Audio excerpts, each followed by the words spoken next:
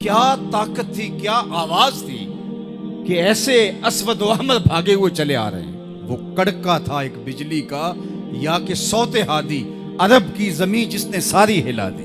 اور زمانے نے دیکھا آج 7 ارب کی آبادی میں 1 ارب 70 کروڑ کے قریب مسلمان ہیں۔ جاپان میں سب سے تیزی سے پھیلنے والا مذہب اسلام ہے، یورپ میں سب سے تیزی سے پھیلنے والا مذہب اسلام ہے۔ بے عمل صحیح، جیسے بھی صحیح، لیکن حضور علیہ الصلوۃ والسلام کا دین پھیلتا چلا جا رہا ہے۔ فرمایا جنت میں کل 120 صفیں ہوں گی، ٹوٹل صفیں جنت کی 120 ہوں گی۔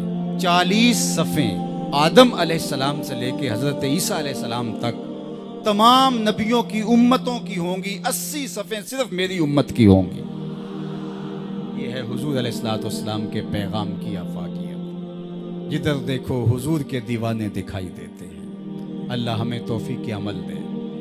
اگر ہم سچے، کھرے، سیدھے، دو ٹوک مسلمان بن جائیں تو پوری کائنات ہمارے قدموں تلے ہے، اس لیے کہ ہم محمد عربی کے غلام ہیں۔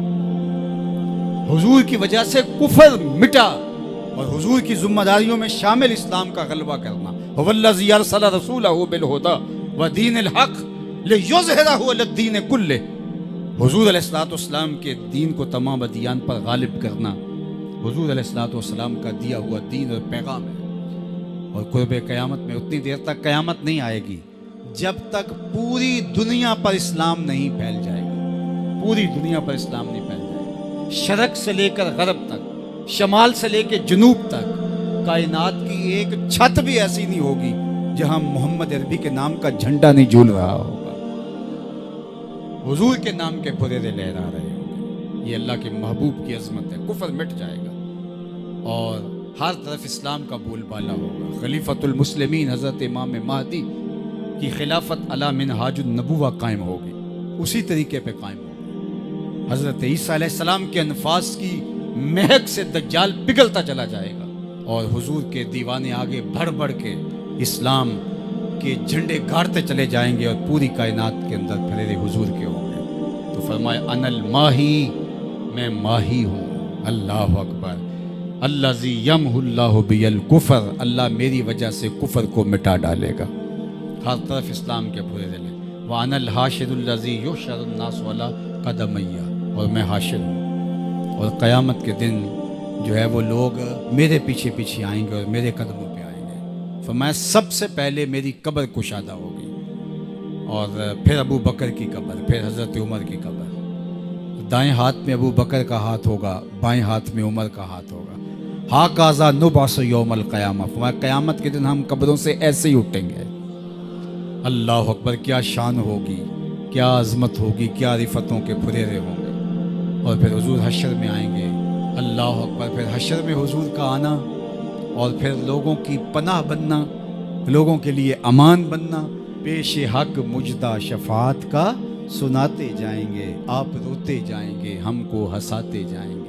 وسعتیں دی ہیں خدا نے دامن محبوب کو، جرم کھلتے جائیں گے اور وہ چھپاتے جائیں گے۔ وَأَنَا الْعَاقِبُ الَّذِي لَيْسَ بَعْدَهُ نَبِيٌّ، اور میں عاقب ہوں۔ عاقب، اور عاقب وہ ہوتا ہے جس کے بعد کوئی نبی نہیں ہوتا۔ پس خدا بر ما شریعت ختم کر، بر رسول ما رسالت ختم کر۔ اللہ نے حضور کے بعد نبوت کا دروازہ بند کر دیا، اب کسی نبی کے آنے کی ضرورت نہیں۔ تمام انبیاء کی صفات کے جامع حضور علیہ الصلوۃ والسلام کی ذات ستودہ صفات ہے۔ حسن یوسف دم عیسیٰ ید بیضا داری، آنچ خوباں ہما دارند تو تنہا داری۔ جو مختلف انبیاء کے اندر کمالات موجود ہیں، وہ سارے ایک پیکر میں دیکھنے ہو تو محمد عربی کی چوکھٹ پہ آ جاؤ۔